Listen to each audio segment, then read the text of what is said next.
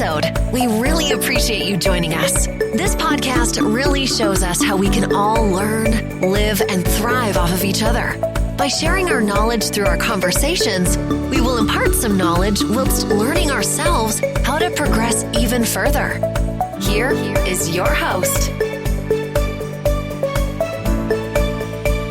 Hello, and welcome to Around the World today, episode 13 of Series 3. And I'm Terry D.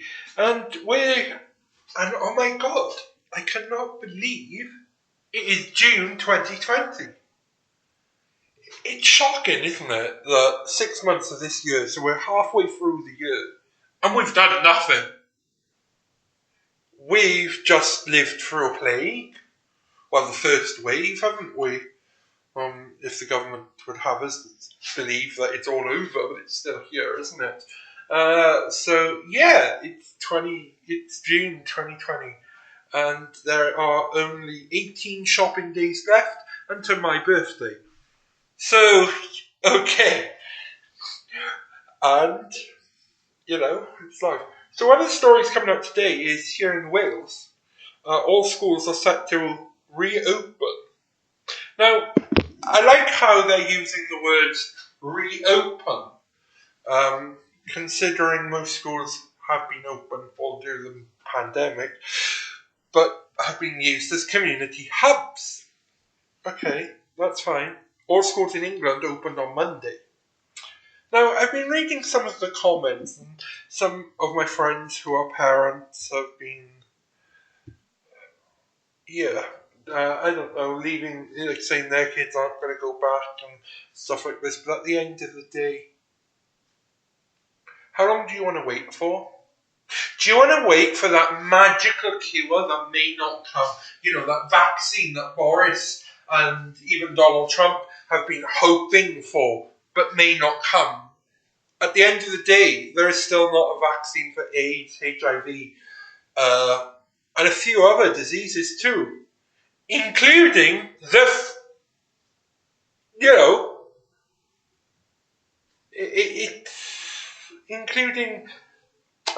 flu. You can still get the flu if you have the flu vaccine. It just doesn't affect you as bad, I believe. I just don't get these people who are saying that we're looking for a vaccine. If you look at cancer, there's no cure for cancer yet. There are measures, yes, but they take time to find. So all that the UK's lockdown was about protecting the NHS, getting the NHS into a way. Now isn't the time to be looking and talking about why we had to lock down in the first place to protect the NHS services. 10 years of this government would prove that, wouldn't it? Just look back in the news. Just look at the cuts that they've made to services. Why? Look at how they've handled it. Now, schools are opening and parents are complaining that they're not going to send their children back. At what cost? Because you're not a qualified teacher. Not every parent has an education, and I'm going to put something on the line here because I do have a friend who I was in primary school with, and we were both confirmed on the same day. So we do talk from time to time, and she home educates her children. Now, she and her husband, have an education. But there are parents out there who don't have the basic grasp of understanding of an education. Because when they were in school, those parents were the ones who would kick off at the teachers and wouldn't learn a thing. So, on my own street, a couple of street houses down, there's a group of parents who have just been leaving their children play on the street. I'd love to know what they're teaching them.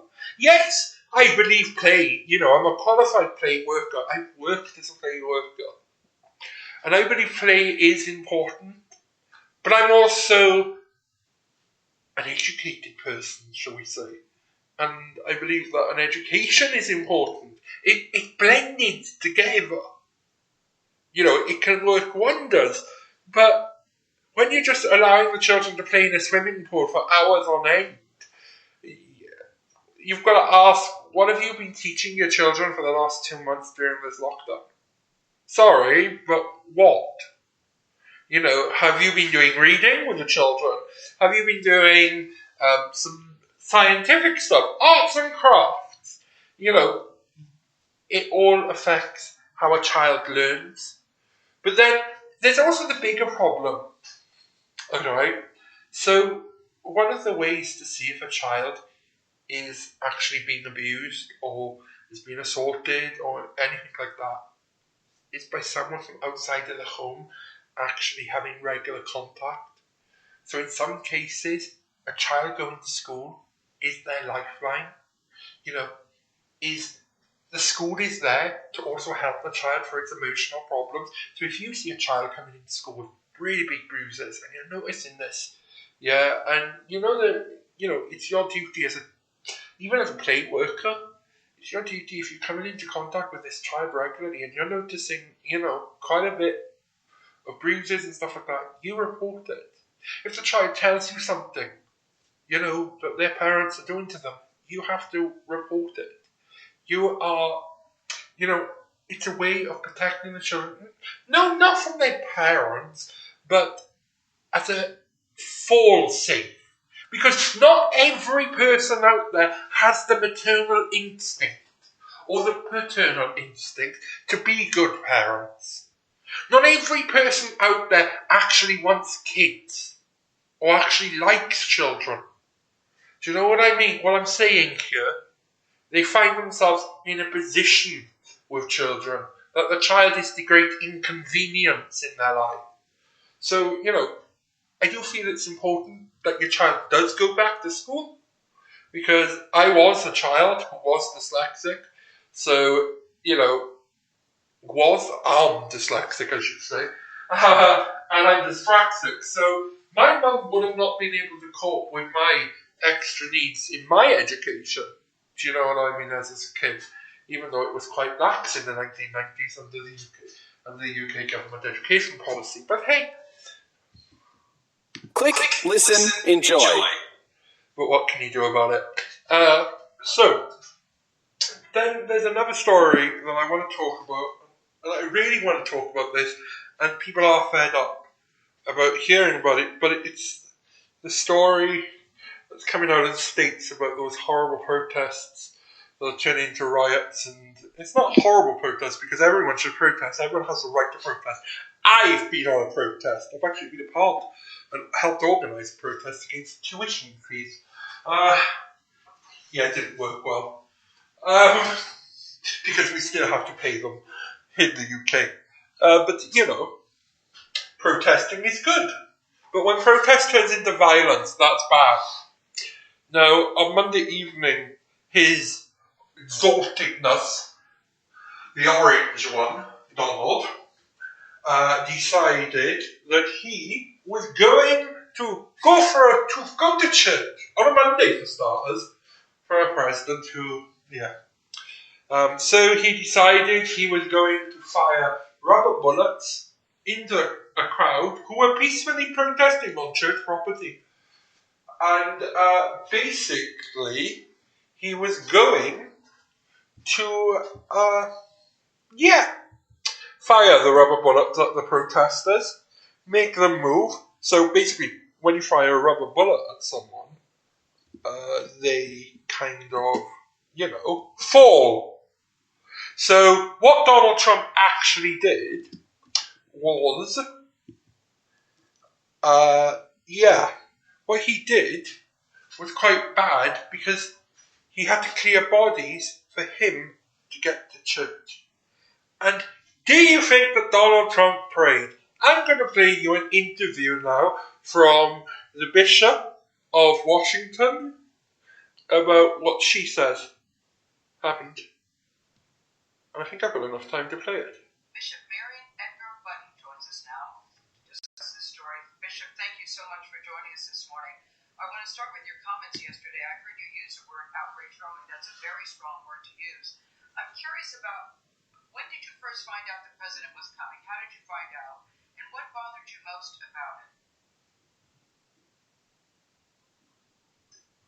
I had no prior warning, and so I was sitting on my couch with my mother watching the evening news when my phone started ringing and people contacted me to let me know what was happening. What disturbed me most was first of all, the context which your reporting described, that after speaking so harshly and with militaristic overtones to the nation, he had the park of peaceful protesters cleared with tear gas and officers in riot gear to make a symbolic gesture, holding a Bible as if to spiritually condone a message and a posture that is antithetical to the teachings of Jesus and everything that we as a church stand for. I want to say to the audience, there's a bit of a delay, but the bishop and I can hear each other, but there is a bit of a delay. Bishop, what would have made his trip to the church okay with you? If he had come to church to pray, if he had come to acknowledge the grief and the outrage that people are feeling at yet another senseless, brutal killing of an African American man at the hands of a white police officer, if he had come to speak a word of healing, to acknowledge, as your own reporting has suggested, the deep roots of racism that are at the heart of this agony, if he had spoken a word of hope to the thousands upon thousands of young people who are wondering how they can live into their future, any of those things would have been a welcome gesture on the part of our president, but not a symbolic misuse of the most sacred texts of our tradition and the backdrop of our church. You are not the only one, we should say, this morning using the word outrage, but a lot of the president's allies are saying it was a show of strength. What is your response when you hear that?